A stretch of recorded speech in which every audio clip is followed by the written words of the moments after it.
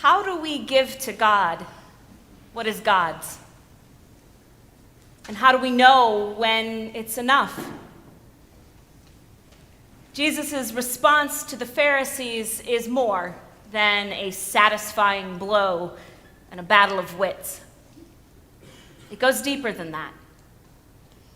He answers a question they don't even know they're asking. He sees the real need buried underneath all the hypocrisy and malice. Their need to be at peace and in right relationship with God, and he speaks to that. Jesus knows them better than they know themselves. No wonder they walk away amazed. And the person standing before them speaking these words, they have just seen what Moses spent his whole life looking for. Whether they realize it or not, they have seen the face of God. Anyone who has ever actively sought God can identify with Moses in today's first reading.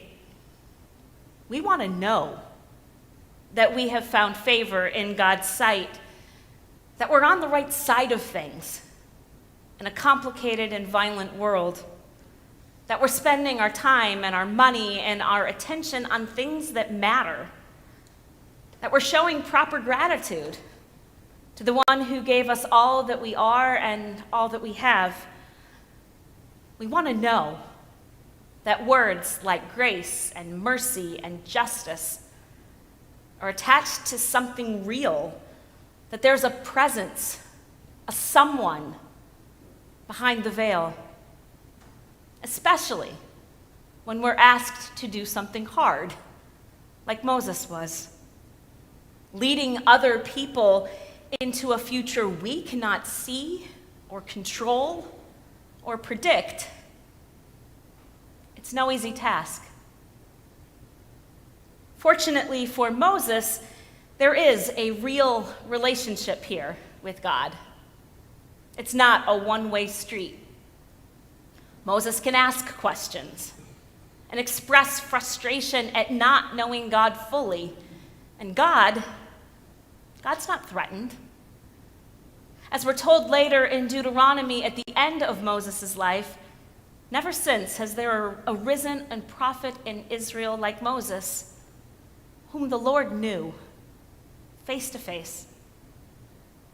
But even when Moses pushes a little too hard, God finds a gentle way to push back. Knowing all there is to know about God is not the point. It never has been. As God keeps repeating to Moses, I know you.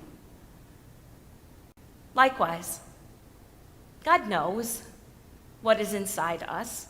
God knows what we have to give because God gave it to us in the first place.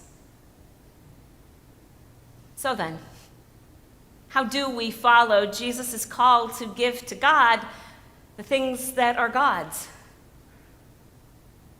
Giving, in a sense, is no different from any other matter of faith.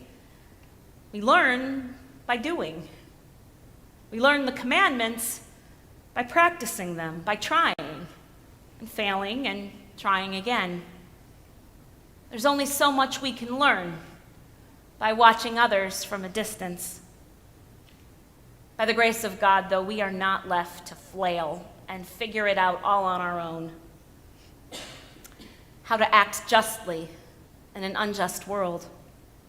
That's part of the reason we have the church, whose history stretches back for thousands of years, not just to nurture that central relationship with God that is the source of all our best efforts, but to go farther together than we ever could alone. When we give to alleviate suffering, when we give so that we can be part of creating beauty, when we give so that we can add to the goodness and the truth in the world and not just decry evil and lies. We're more effective when we do these things together. Church gives us a way not just to expand our reach, but to focus our efforts on work that is actually worth doing. Not just for those of us in front of us right now, but for those who come after us. Because it's hard to know sometimes where our generosity will bear fruit. It's hard to know which interventions might make God's mercy and justice more visible in the world. It's hard to know whom to partner with in the work that is just too big for any of us to tackle on our own. We cannot meet every need we see. But when we give in the context of a faith community like this one, we have the benefit of collective wisdom.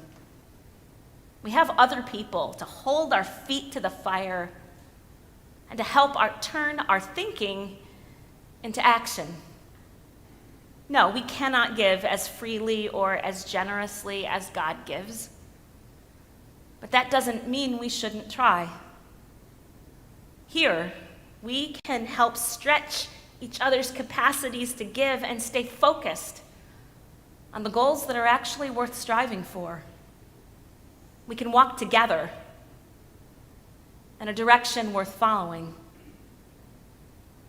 The road ahead of us as a faith community is no easier than the road Moses faced. We are in for our share of wandering at times, with traveling companions we did not necessarily choose, toward a future we can't fully see. Our capacity and our willingness to give of ourselves will be challenged again and again. But the promise that ultimately sustained Moses is one that can sustain us too. My presence will go with you, and I will give you rest. As biblical scholar Samuel Tarrian once noted, this is not just any rest. It's not a resting place, a single location where we can hide from all the violence and poverty that surround us. No, it's better news than that. The rest God promises is something that happens within and among us over time as we continue walking together with God. And it can go with us wherever we go. The promise here is one of peace and freedom. Freedom from fear. Freedom from anxiety. Freedom from worry about whether we'll ever have or ever be enough. God knows what we are capable of and what we can give. We'll know what we can give by giving. Amen.